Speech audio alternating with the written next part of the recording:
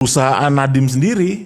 Jadi gini, pada tanggal 13 Oktober 2021 itu rekening koran, buktinya rekening koran nih. Ada punya dikirim, ada? Enggak, rekening koran ini mencatat ya kan, ada transfer dana 809 miliar ke rekening PT Gojek Indonesia. Jadi PT Gojek Indonesia ini didirikan oleh Nadiem pada tahun 2010, di mana 99% sahamnya ini punya Nadiem. Nadiem juga punya saham di PT Akap. Gitu. Jadi transfer 809 miliar ke PT Gojek Indonesia pada tanggal 13 Oktober, dan pada hari yang sama ditransfer balik ke PT Akap lagi, duit 809 miliar itu, dengan yang disebut sebagai pelunasan utang. Meskipun kalau saya baca berkasnya, notarisnya sendiri mengatakan tidak ada dokumen hukum tentang itu. Jadi disitulah angka 809 miliar itu muncul dari rekening koran Akap ini berdasarkan kesaksian pihak Gotoh sendiri, bagian keuangannya, kepala keuangannya. Uangnya dari mana tadi? Nah, dalam putusan disebut dari sebagai bagian dari investasi Google. Karena ada rangkaian apa? Bulan Maret diterbitkan peraturan menteri. Bentar, uang 809 itu siapa yang ngirimin? Uangnya siapa? Dianggap sebagai bagian dari investasi Google. Putusan yang bilang. Maret 2021 diterbitkan peraturan Mendikbud itu. Oke. Agustus Google itu memberikan 69 juta US dollar ke PT Akap.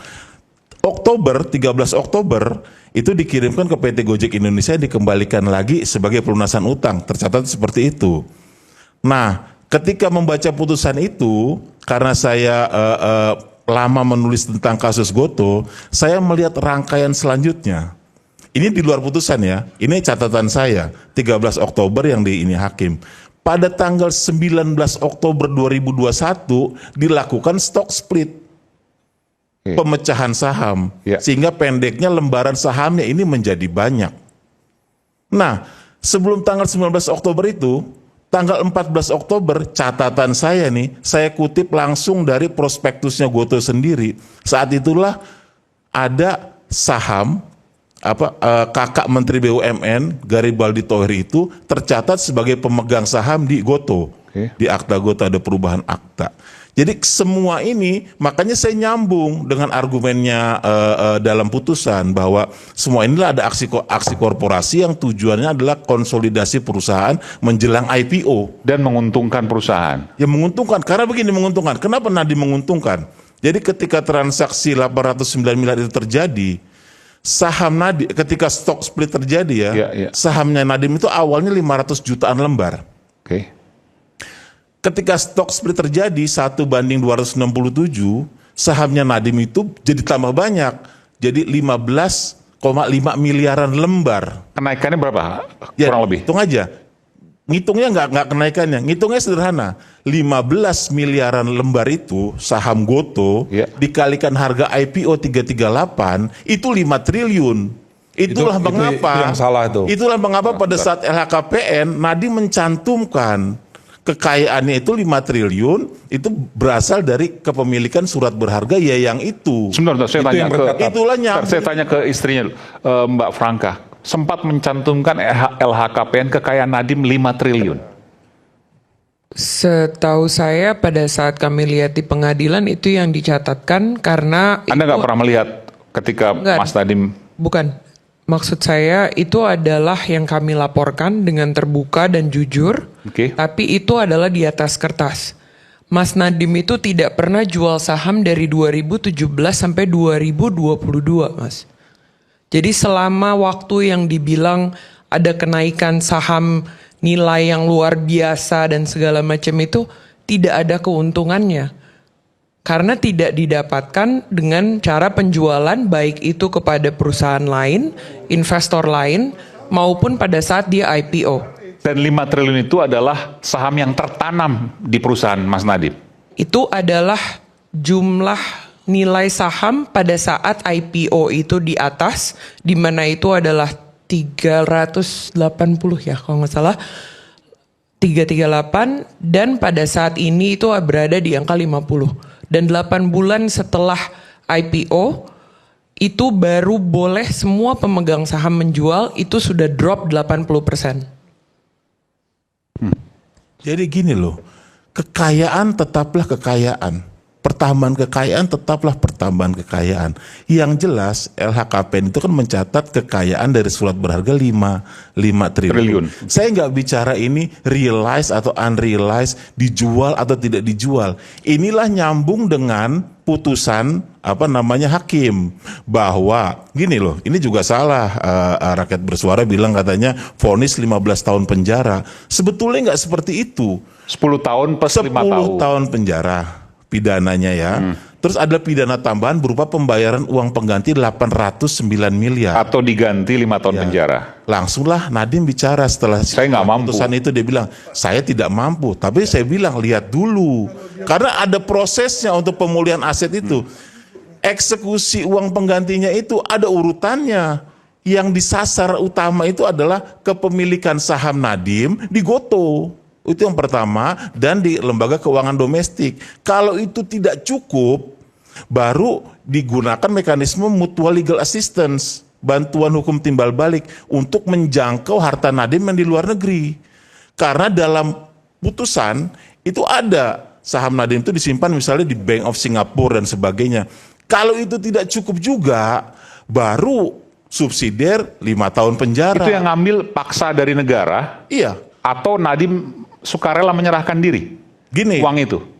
Ini membayarkan misalnya sudah tidak cukup semua. 809 baru, itu? Jadi pidana badan penjara 5 tahun itu benar-benar jalan terakhir gitu. Okay. Nah bagaimana cara eksekusinya? Iya. Saham Google itu dilakukan melalui private placement atau block trade. Supaya apa? Apa itu? Tidak mengganggu. Jadi pembeliannya itu tidak di pasar reguler begitu. Supaya tidak mengganggu, menimbulkan gejolak di pasar modal yang akhirnya merugikan investor retail yang beritikat baik. Itulah kenapa 809 miliar itu ada ceritanya. Enggak begitu.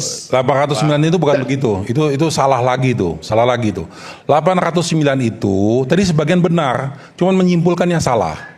809 itu betul aksi korporasi, karena pada waktu itu mau IPO, maka PT Akap itu harus merapikan internal mereka, mengambil alihlah PT Gojek ini menjadi bagian dari PT Akap. Lalu PT Gojek ini punya hutang sama PT Akap, hutang itulah dikembalikan kepada PT Gojek tadi, itulah sebagai pembelian sahamnya mereka. Jadilah mereka tuh bagian dari PT Akap. Peristiwa ini tadi benar juga. Jadi uang itu dibayarkan, hari ini transaksi itu terjadi, dikembalikan lagi ke PT Akap, dan sampai sekarang uang itu masih di PT Akap. Jadi sama sekali nggak ada aliran hubungan sama Nadiem, dan Nadiem sama sekali tidak tahu aksi korporasi tersebut karena dia sudah jadi menteri dan dia bukan lagi sebagai pengendali di sana. Jadi ini analisa dihubung-hubungkan, jadi nggak nyambung jadinya. Itulah yang sebetulnya menjadi kesalahan berpikir di situ. Pakai Google plus Nadiem itu cuma 6%. Bagaimana dia bisa ikut memutuskan aksi korporasi dan lain sebagainya? Itu dia nggak masuk di situ. Sudah itu kasusnya ini kasus apa coba? Kasusnya ini kan pengadaan laptop. Kan nggak masuk akal. Kemudian pengadaan laptop ini dihubung-hubungkan dengan proses, itu sudah proses yang berbeda.